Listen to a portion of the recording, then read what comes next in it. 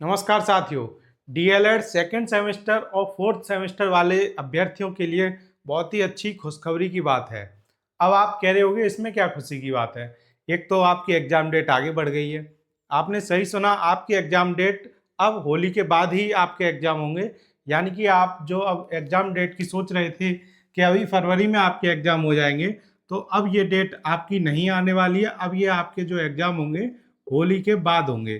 तो क्यों होंगे, इसका एक रीजन मैं आपको एक प्रूफ के साथ बता रहा हूँ।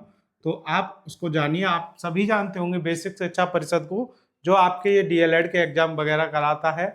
तो उसी बेसिक शिक्षा परिषद के एक्स ग्रुप पर, जिसको पहले हम ट्विटर बोलते थे, उस पर क्या ये एक न्यूज़ आई है अभी। बेसिक शिक्षा परिषद का लाइव न्यूज़ एक वहाँ पर अकाउंट है, वहाँ से, कि डीएलएड द्वितीय और चतुर्थ सेमेस्टर की परीक्षा अब यूपी बोर्ड की परीक्षा के बाद संपन्न होगी।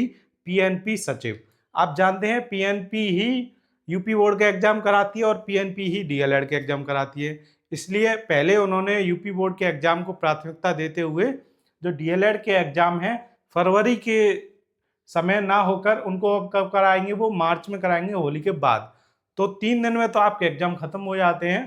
तो आपके ये समझ लीजिए होली के बाद, यानी कि मार्च के फोर्थ और थर्ड वीक में, किसी भी वीक में हो सकते हैं आपके इन डीएलएड के एग्जाम। अब अगर आपको सेकंड और फोर्थ सेमेस्टर की स्ट्रेटजी चाहिए तो वो वीडियो भी मैं आपको बनाकर दे दूंगा। लेकिन अभी आपको इस एग्जाम डेट के आगे बढ़ने की वजह से ऐसा नहीं करना कि अपनी पढ़ाई में ढिलाई कर दें। जैसे आप पढ़ रहे थे वैसे ही पढ़ें। अगर आपको अच्छे नंबर लाने हैं तो आप जानते ही हैं, 2 से ज़्यादा सब्जेक्ट में अगर आप फेल हो गए तो आप पूरे सेमेस्टर में फेल माने जाओगे और आपको वो सेमेस्टर दोबारा करना पड़ेगा। और बैक भी आती है तब भी एक क्या होता है, उससे नेगेटिविटी आती है, डिमोटिवेट होते हैं हम, जिसकी वजह से कोई ज़रूरी नहीं है कि अगली बार पास कर पाएँ। तो ये बहुत सारी चीज़ें होती हैं, इसलिए अभी मेहनत करके उसको पास कर लीजिए। अब जो फोर्थ सेमेस्टर में स्टूडेंट्स हैं उनके लिए एक अलग से बात और मैं कहना चाहूँगा, मेरी तरफ से एक सलाह, कि इनका जो रीट का एग्ज़ाम है, सबने राजस्थान में जो रीट का एग्ज़ाम है उसके लिए अप्लाई किया है। तो डीएलएड वाले तो लेवल 1 के लिए ही मेन है, तो लेवल 1 के लिए अप्लाई किया होगा और लेवल 2 में भी कर सकते हैं डीएलएड वाले। तो आपका मेन फोकस होना चाहिए लेवल 1 पे। जब तक आपकी एग्जाम डेट नहीं आती है, और आपको पता है ये जो रीट का एग्जाम है आपका 27 फरवरी और 28 फरवरी 2 दिन है।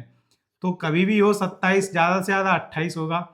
तो आप 28 फरवरी के बाद ही अपने फोर्थ सेमेस्टर की पढ़ाई करें। आपको पता ही है रीट में 4 सब्जेक्ट आपके ऐसे हैं जो आपको इसमें पूरी पूरी हेल्प करेंगे। जैसे सबसे पहले हिंदी, दूसरा सीडीपी और तीसरा सब्जेक्ट है इंग्लिश। तो जिसने रीट में इंग्लिश सब्जेक्ट लिया है उसको हेल्प करेगा डीएलएड में, क्योंकि फोर्थ सेमेस्टर में आपका इंग्लिश सब्जेक्ट आता है। लेकिन अगर किसी ने संस्कृत ले ली है तो संस्कृत आपकी डीएलएड के चौथे सेमेस्टर में नहीं आती है, पहले और तीसरे सेमेस्टर में ही आपकी संस्कृत आती है। तो ये संस्कृत आपको हेल्प ही नहीं करेगी। तो ये सारी बातें रही रीट के लिए। और कौन सा सब्जेक्ट है? मैथ है। आपके रीट में मैथ आएगा ही आएगा लेवल 1 के लिए, तो वो भी आपको बहुत हेल्प करेगा। तो ये सारी चीज़ें कॉमन है, हिंदी, सीडीपी, मैथ। अब मैं ईवीएस की बात इसलिए नहीं कर रहा हूँ क्योंकि ईवीएस सिर्फ उसकी राजस्थान के रीट में ही काम में आएगी, आपके डीएलएड में कोई काम में नहीं आएगी। थोड़ी बहुत सामाजिक में आ सकती है, लेकिन उसका अलग सिलेबस होता है आपका पूरा, जो आपकी बुक में, गाइड में या मॉडल में दिया हुआ है, वहीं से आप पढ़ लेंगे तो आसानी से हो जाएगी।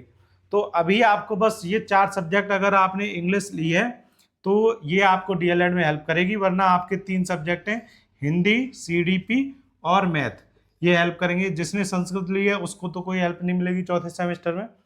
तो अभी आप सिर्फ और सिर्फ रीट की तैयारी करें, क्योंकि आपके होली के बाद जो एग्जाम होंगे ये चौथे सेमेस्टर के, उसके बाद जो आपका रिजल्ट आएगा, 2 से 3 महीने लगते हैं रिजल्ट आने में।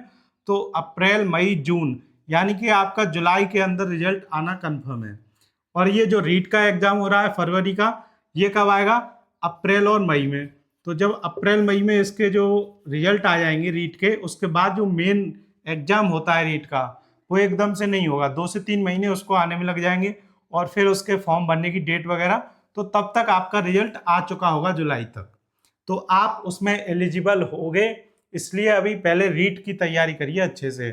अगर आपने रीट पास कर लिया तो डीएलएड से निकलते ही आपको एक अच्छा खासा जो वैकेंसी आ रही है उसमें मौका मिल जाएगा।